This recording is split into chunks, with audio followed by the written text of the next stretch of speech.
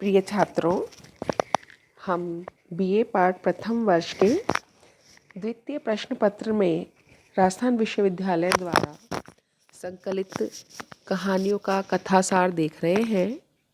और कथासार देखने की इसी कड़ी में हम सबसे पहले हमने पूस की रात प्रेमचंद की कहानी सुनी।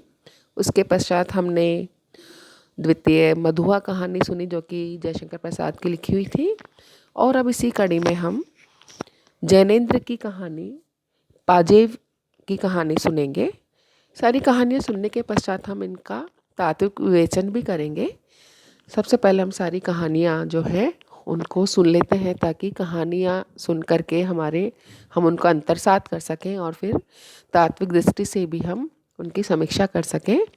तो आज हम जैनेन्द्र की कहानी पाजेब जो है उसकी कहानी सुनेंगे। अच्छा, एक बात मैं आपको और बताना चाहती हूँ कि हमने प्रेमचंद की कहानी पूस की रात जो देखी थी, तो हमारे इस साल इस वर्ष में प्रेमचंद की कहानी पूस की रात के स्थान पर नमक का दारोगा कहानी संकलित है। उसको भी हम देखेंगे अब, लेकिन बाद में देखेंगे। पूस की रात कहानी अच्छी थी, हमने सुनी। तो पूस की रात कहानी के स्थान पर प्रेमचंद की कहानी नमक का दारोगा कहानी का सार भी सुनेंगे, लेकिन उसको बाद में करेंगे। अभी हम जैनेन्द्र कुमार की कहानी पाजेब का कथासार सुनते हैं। जैसा कि आप लोग पहले भी जैनेन्द्र के बारे में, कहानीकार जैनेन्द्र के बारे में पढ़ चुके होंगे कि कैसे जैनेन्द्र कुमार ने मनोवैज्ञानिक कहानियाँ लिखी हैं, जिसमें कि कहानियाँ स्थूल से सूक्ष्म की ओर जाती हैं। अर्थात सूक्ष्म मनोवैज्ञानिक जो वृत्ति है, उन सूक्ष्म मनोवैज्ञानिक वृत्तियों को जैनेन्द्र ने अपनी कहानियों में उकेरा है। तो ये जो पाजेब कहानी है, इस पाजेब कहानी में भी इन्होंने एक पाजेब को लेकर के ये पूरी कहानी गढ़ी है कि कैसे छोटे बच्चों के प्रति बड़ों की संवेदनाएं होती हैं और कैसे बच्चे उसको किस प्रकार से डर के मारे अपनी बात को कह नहीं पाते, व्याख्यायित नहीं कर पाते, और छोटी सी बात कैसे एक कितना बड़ा विशाल रूप, विस्तृत रूप ले लेती है। तो यहाँ पर जैनेन्द्र कुमार के ही जिस प्रकार से उन्होंने जो कहानी लिखी है, उस कहानी को हम हूबहू देखेंगे या पढ़ेंगे, उसका वाचन करेंगे। तो मैं शुरू करती हूँ पाजेब कहानी को, जैनेन्द्र कुमार के द्वारा जो रचित है। शुरुआत इसकी है। बाजार में एक नई तरह की पाजेब चली है। पैरों में पड़कर वे बड़ी अच्छी मालूम होती हैं।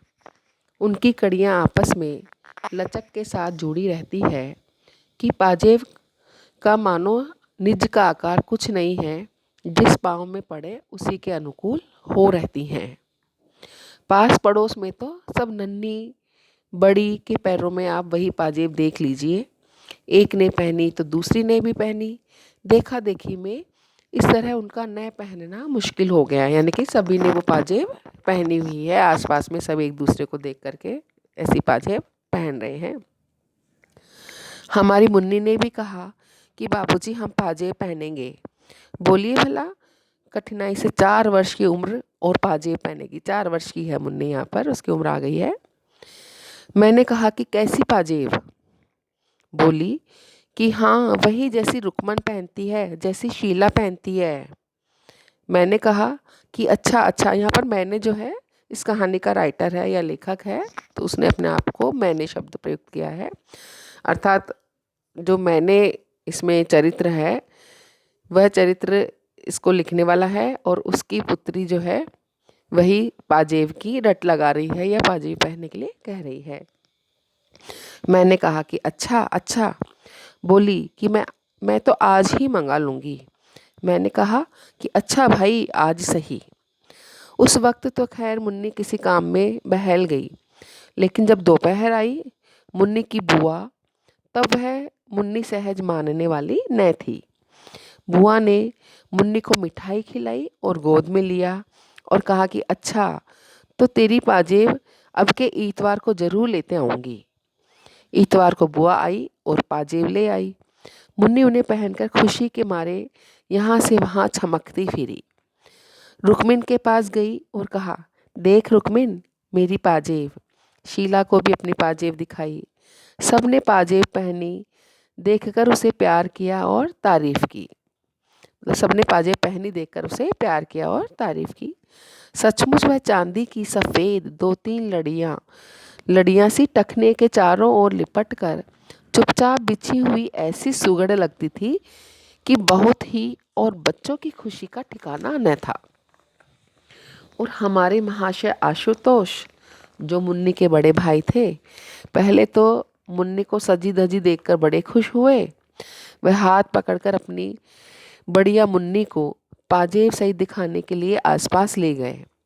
मुन्नी की पाजेब का गौरव उन्हें अपना भी मालूम होता था।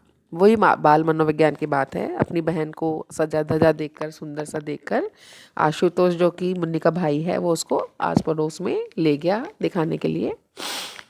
वह खूब हंसे और ताली पीटी, लेकिन थोड़ी देर बाद वह ठुमकने लगे कि मुन्नी को पाजेब दी सो हम भी बाईसाइकिल लेंगे।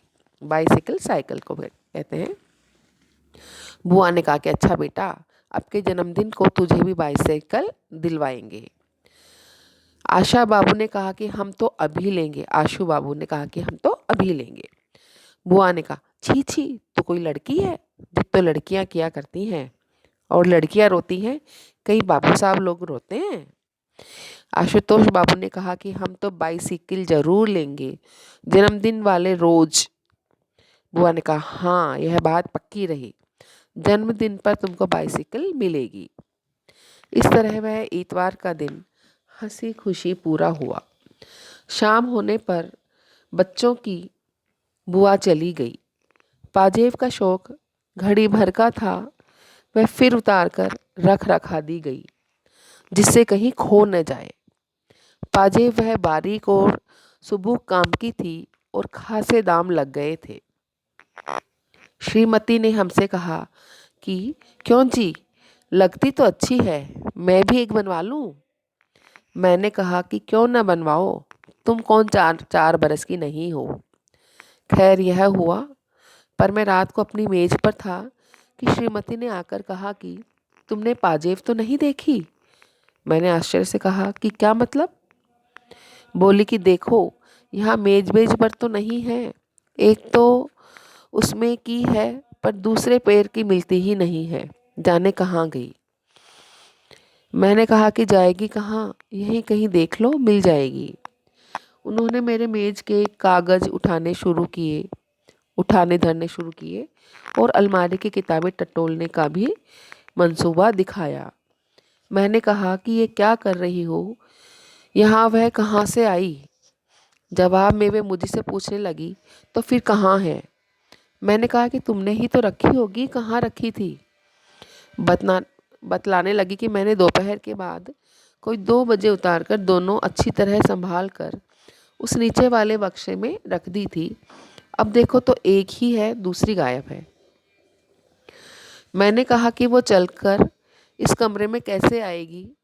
भूल गई होगी, कहीं एक रखी होगी, एक वहीं कहीं फर्श पर छूट गई होगी। देखो, मिल जाएगी, कहीं नहीं जा सकती। इस पर श्रीमती कहा सुनी करने लगी, तुम तो ऐसे ही हो, खुद लापरवाह हो, दोष उल्टे मुझे देते हो। कह तो रही हूँ कि मैंने दोनों संभाल कर रखी थी। मैंने कहा कि संभाल कर रखी थी, तो फिर यहाँ वहाँ क्यों देख रही हो? जहाँ रखी थी वहीं से ले लो ना। वहाँ नहीं है तो फिर किसी ने निकाली ही होगी। श्रीमती बोली कि मेरा भी यही ख्याल हो रहा है, हो ना हो बंसी नौकर ने निकाली है। मैंने रखी तब वह वहाँ मौजूद भी था। मैंने कहा कि तो उससे पूछा? बोली कि वह तो साफ इनकार करता है। मैंने कहा तो फिर? श्रीमती जोर से बोली कि फिर मैं क्या बताऊं, तुम्हें तो किसी बात की फिक्र है ही नहीं।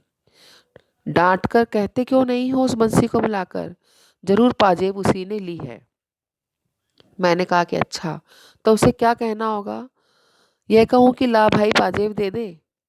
श्रीमती झल्लाकर बोली कि हो चुका बस कुछ तुमसे, तुम्ही ने तो उस नौकर की जात को शहजोर बना रखा है। डांट न फटकार, नौकर ऐसे सिर न चढ़ेगा तो क्या होगा। मैंने पूछा कि तो तुम्हारा क्या ख्याल है। बोली कि कह तो रही हूँ कि किसी ने उसे बक्से में से निकाला ही है, और 16 में 15 आने यह बंसी ही है। सुनते हो ना, वही है। मैंने कहा कि मैंने बंसी से पूछा था, उसने नहीं ली मालूम होती। इस पर श्रीमती ने कहा कि तुम नौकरों को नहीं जानते, ये बड़े छटे हुए होते हैं। जरूर बंसी ही चोर है, नहीं तो क्या फरिश्ते लेने आते। मैंने कहा कि तुमने आशुतोष से भी पूछा। बोला कि पूछा था, वह तो खुद ट्रंक और बक्स के नीचे घुस घुस कर खोज लगाने में मेरी मदद करता रहा है, वह नहीं ले सकता। मैंने कहा कि उसे पतंग का बड़ा शौक है। बोली कि तुम तो बताते बरसते कुछ हो नहीं, उम्र होती जा रही है, यह यूं ही रह जाएगा। तुम ही हो उसे पतंग की शह देने वाले। मैंने कहा कि जो कहीं पाजे भी पड़ी मिल गई हो तो। बोली कि नहीं नहीं नहीं, मिलती तो वह बता न देता। खैर, बातों बातों में मालूम हुआ कि उस शाम आशुतोष पतंग और एक डोर का पिन्ना नया लाया है। श्रीमती ने कहा कि यह तुम ही हो जिसने पतंग की उसे इजाज़त दी। बस सारे दिन पतंग पतंग पतंग, ये नहीं कि कभी उसे उठ बिठाकर सबक की भी कोई बात पूछो। मैं सोचती हूँ कि एक दिन तोड़ ताड़ दूँ उसकी सब डोर और पतंग। हाँ, तो सारे वक्त वही धुन। मैंने कहा कि खैर छोड़ो, कल सवेरे पूछताछ करेंगे।